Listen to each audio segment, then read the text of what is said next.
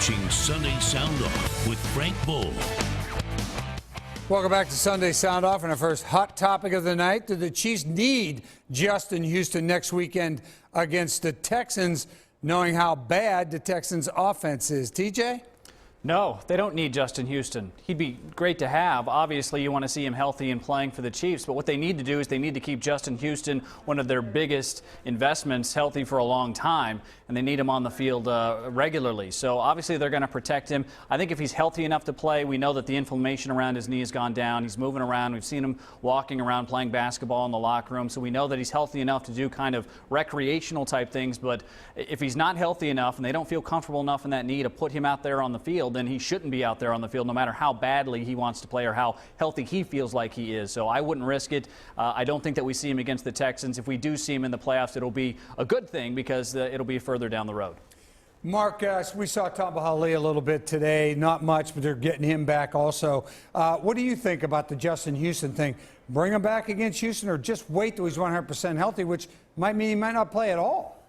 Yeah, I think that's a risk you take. You know, I said last week on here they need one of those two guys back for the playoffs. But if all the indications and reports coming out of Arrowhead this week are that things are going well for him and progressing in the right direction, and he can do some of the things he needs to do, you get him on the field. I mean, this is a one-and-done scenario here, right, in the playoffs. There's no excuse to sit him out and, quote, rest him unless there's something really, really seriously wrong with his knee. And at that point, you need to put him on the IR then. So, I mean, if he's healthy and ready to go and can contribute in some way for you, then I think you get him suited up for Saturday and for the playoffs. Otherwise, you know, this isn't a spot to save anybody for, you know, a future game and potentially what could happen there. You got to go in with all your guns blazing.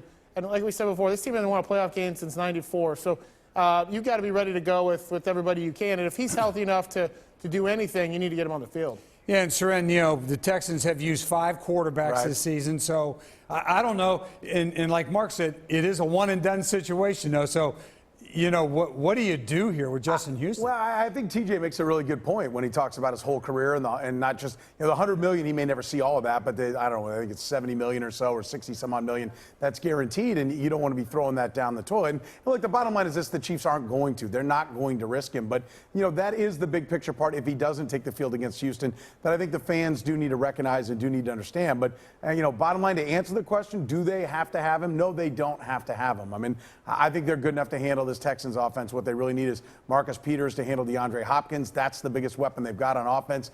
And if he can handle him and he and Sean Smith together can do a pretty good job against him, then I think the Chiefs can have a good day. But look, they got a lot of rush on this Sunday from Jay Howard, from Frank Zombo, from Ron Parker. I mean, they were getting pressure over Tyvon Branch. So no, they don't have to have him. Do they have to have him to win a Super Bowl? Yes. Do they have to have him to beat the Texans? No. All right, here's our second hot topic of the evening. What worries you guys most about the Texans, or is there a worry, Mark?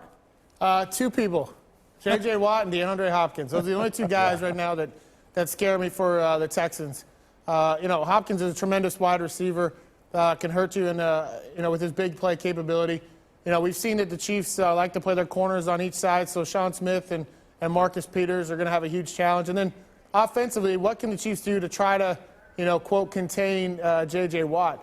You know, that's the other guy, and we all know what he can do and the type of player he is, but can you eliminate, you know, his impact, I guess, in a negative way towards you? But that's the only 2 guys right now the only 2 pieces of the puzzle that scare me about the Texans.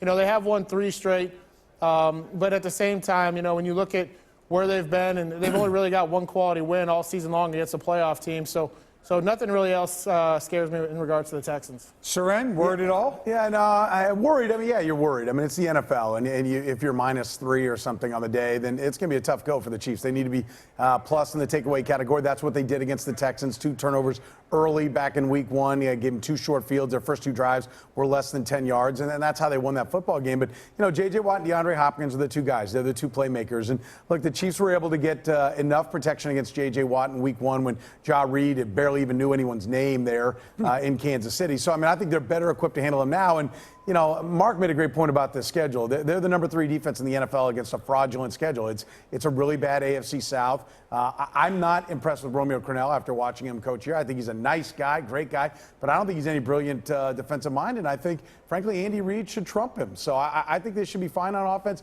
and should dominate the game on defense. TJ? Yeah, I'm pretty sure J.J. Watt had a triple-double today versus the Jacksonville Jaguars. So, I mean, he's number one on the list. He's number one on the list. I did. I steal that from you. Thank you very much for that. But also Whitney Marsalis on the front seven. The front seven in general for the Texans is very, very good. So Whitney Marsalis had 3.5 sacks today. J.J. Watt had 3 sacks, a forced fumble. He was all over the place, a couple of deflected passes as well. I'm not too worried, actually, about DeAndre Hopkins. I think he's limited by his quarterback, Brian Hoyer. He's only as good as that guy can get him the ball. So I think, obviously, the defensive front is your number one concern. And our final hot topic, we switch to college hoops. Petro will be vindicated tomorrow when he and most of the rest of the voters put Kansas, I was going to say Villanova, Kansas as the number 1 basketball team in the country. Is this Bill Self's best KU team? Seren, you've got the vote. No, it's not his best team, but they are the number 1 team in the country, which I've been voting them here for a number of weeks, much to the chagrin of Missouri fans, K-State fans, Michigan State fans. But no, I think they're the best team in the country. But no, certainly his championship team in 08 was better. I think in 10 and 11, those 2 teams that got upset in the NCAA tournament were better. But, this year's college basketball, this year's KU team doesn't have to play, Memphis from 2008. They've only got to play the teams that are out there this year. And this year's college basketball is not quite as talented as it's been in the past. So, look, I think they're experienced. They've got a lot of offensive firepower, certainly compared to the rest of the teams in college basketball. We know they're going to play defense. I think that's where Hunter Mickelson's fitting in and giving him a little more rim protection there, since Sheck Diallo hasn't really stepped up yet. I think there's still time for that to happen. They're very deep, and they're really good offensively, and I think they're going to be a tough out for anybody this NCAA tournament. TJ, we got about 30 seconds. If Wayne Selden Jr. continues to shoot like he's shooting, they're going to be really tough. Yeah, they're at the top of the nation in pretty much every offensive category, including three-point shooting, which I would say is not so much the fool's gold that Bill Self likes to make it out to be sometimes. They're very good from beyond the arc. And I also think, to second what Seren said about Hunter Mickelson, his ability to affect shots, I thought he did an excellent job against Baylor, but has a lot of long bigs. So I think if they can get just a little bit better defensively, yeah, this team has the potential to be special. All right, up next, we're going to get some final thoughts from our panel. It's their time to sound off on anything that's on their minds. You're watching Sunday Sound Off.